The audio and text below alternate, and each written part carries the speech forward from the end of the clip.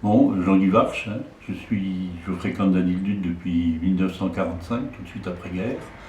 On était une bande de copains qui avait, dont un avait une maison, donc la famille avait une maison à la Lutte et en jeune homme, on venait en célibataire, en moto. D'ailleurs, on effrayait un peu le pays avec le moto, il n'y avait pas l'habitude. Et tous les jours, on se retrouvait, et tous les dimanches, tous les samedis et le dimanche, on se trouvait là, quoi. Et après, vers 1950, j'ai construit à la Lutte ma propre maison. Et j'ai donc fréquenté, et je me suis occupé de la Lutte. On a commencé par suppléer, on était très peu de résidents secondaires à l'époque, il y en avait très peu. Et on fréquentait le village il y avait un animateur principal qui était Michaud Floch, qui était où maintenant il y a l'épicerie Floch Yvette, quoi. Et son père était électricien et répareur de voitures, mécanicien. Et il était animateur pour toutes les fêtes de l'année de lutte. Et ça se déroulait dans une ambiance excellente.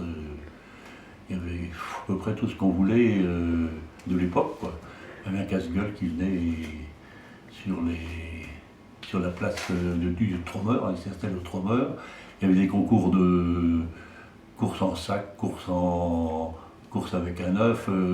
Il y avait des canards lâchés sur le lance du Tromeur. Et il y avait les gamins qui essayaient de les attraper. Et il y avait deux gars terribles dans le coup qui étaient là. C'était un des carriers, un des derniers carriers qui restait là. C'était un moine. Et l'autre était la terreur du pays. C'était Francis Cohan, qui était là, qui vivait dans une petite roulotte où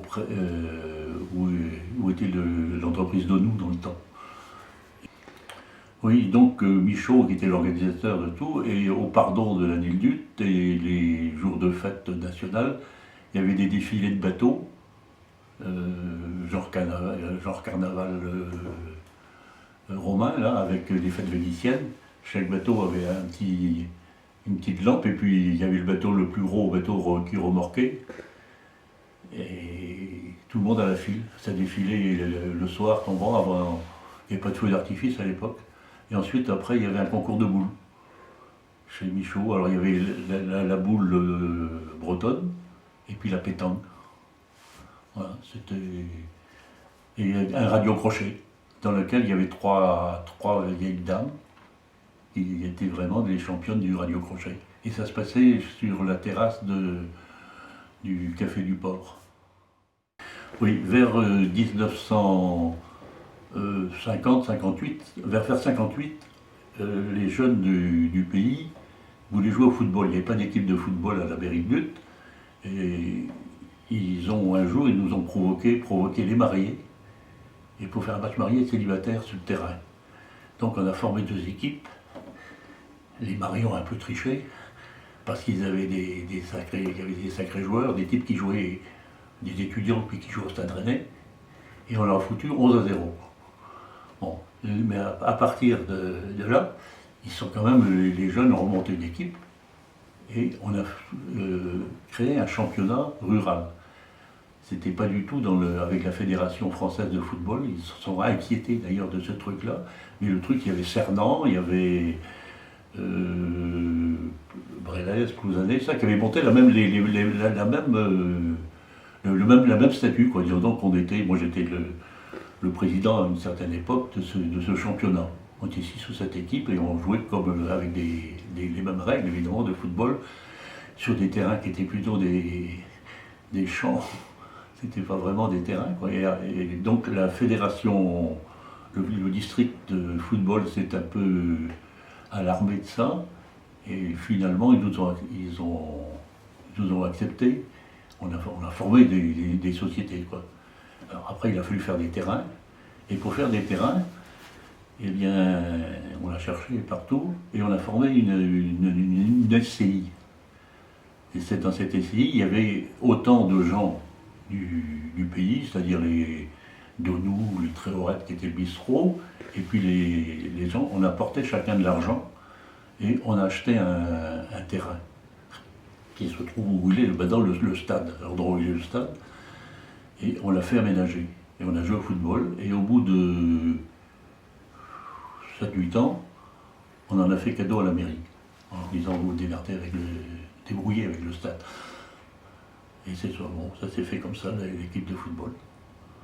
Voilà, les apports des... Et à l'époque, on a créé donc l'association, et elle s'occupait également du nautisme. La même association faisait foot et nautisme. Le club s'appelait le Club Nautique du Four, et l'ASL, le football. Et c'était les mêmes directions. Oui, il y a surtout il y a eu une entente, après quelques difficultés quand même, avec les gens du pays et les quelques résidents secondaires qui étaient là. On n'était pas nombreux, on était une dizaine de familles à habiter la Nildut, à venir à Nildut en vacances. Et on a donc eu très très vite l'accord des gens.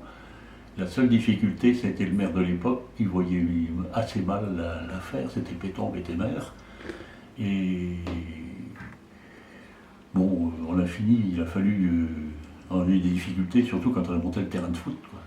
Ils pensaient que l'un d'entre nous voulait être maire ou voulait en faire une société pour bâtir des terrains là-dessus, des maisons là-dessus. Bon, ça s'est arrangé et c'était très très très vite fait.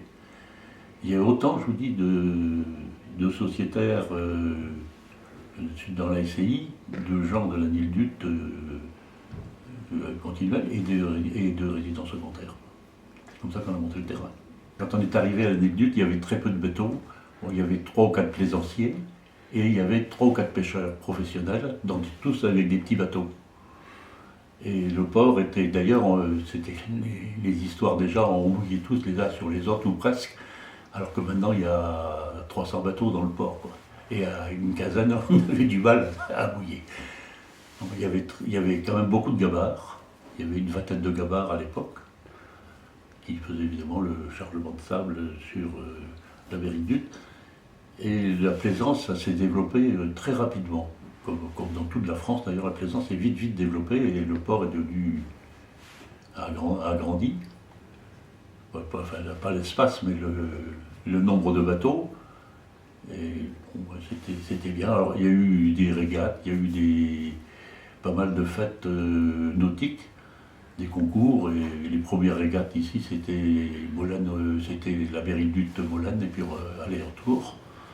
Il y avait les routes dans le pays, il n'y avait que la grande route qui allait vers Porte-Poder, et puis une petite route derrière, et c'était tout. Le reste n'était pas. C'était des sentiers qui étaient des sentiers de paysans, quoi, qui étaient et l'exemple, c'est que pour aller au Crapaud, actuellement il y a une belle route, puisqu'il y a même les guémouniers qui passent dessus, mais à l'époque il n'y avait rien, et il y avait une barrière qu'il fallait absolument fermer pour ne pas que les bêtes qui étaient en liberté, en pâturage, sortent. Alors il y en avait qui oubliaient de sortir quelquefois, ils oubliaient de passer parce qu'on allait quand même à la plage. Et les bêtes s'échappaient. Enfin, ça faisait quelques histoires dans le pays, quoi.